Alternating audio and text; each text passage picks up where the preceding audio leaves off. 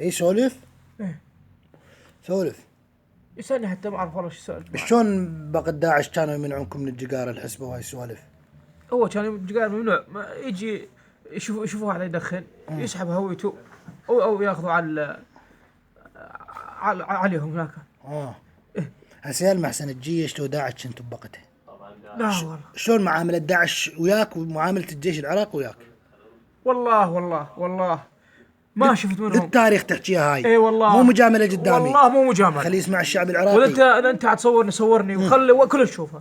والله شفت الجيش معاملته حزينة. يعني عوفك من هذا وضعه هيك. عوفك بالسيطرات من جيت لا عاد ليش صرت وياهم؟ ليش انت مو عندك تقول كم جاهل؟ صح. كم جاهل عندك؟ والله كم جاهل؟ 4؟ عندي 4 جهال. ليش شنو ذنبهم؟ والله صحيح. ذنبهم انت وابوهم شي ويا داعش. اي والله. مو؟ بلا. وزوجتك شنو ذنبها؟ اهلك شنو ذنبهم؟ والله صحيح. كون ماشي عديل. والله أنا صار بك شي؟ لا والله. ها؟ لا والله. هسه ندمان انت؟ حد. ليش ما فكرت ما لا عاد ليش ما فكرت انه البداية؟ والله قلت لك يعني انغريت يعني انغريت مو هذا اخوك قاعد غبي. يمك بنهر الموصل. قلت ليش ما انغر لعاد؟ هذا مو اخوه.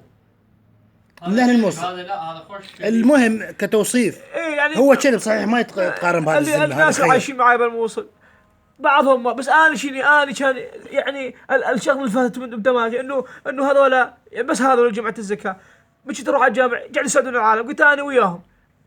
انت كنت بالحسبة؟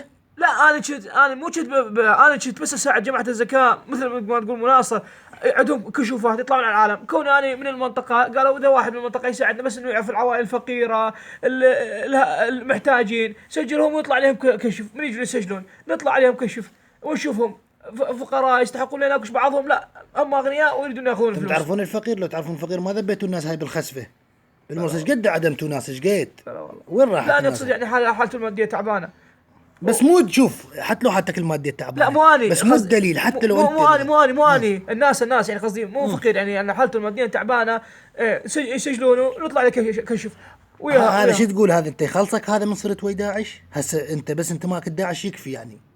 ايه انتماك الداعش يعني وين يوديك؟ هذا لازم حتى لو ما تنعدم بالسجن المفروض تدري معبد مدى الحياة.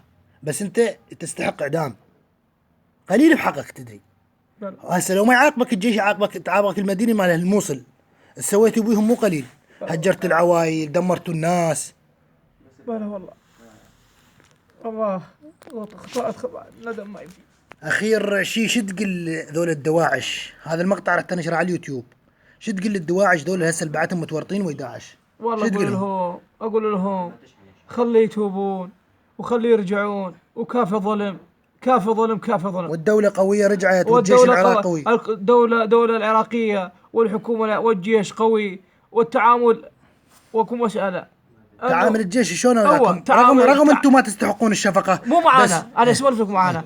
التعامل مع الناس مع العوائل مع كل تعامل زين. ما عندهم لا ضرب للعوائل على مثل ما كان ولا عندهم انه ياخذون النساء ولا هذا كله ابد. مو كان يسولف لكم يجي الجيش يسوي هيك شيء ويسوي. اما شوف هذا سهل الموصل شلون داريناهم مدارات. والله صحيح. الجاهل مرضينا الرجال الكبير تعبان نشيله على ظهورنا. هو هذا دودن الجيش العراقي تعرف. والله صح. شوف هذول الدواعش يا جماعة. شوفوا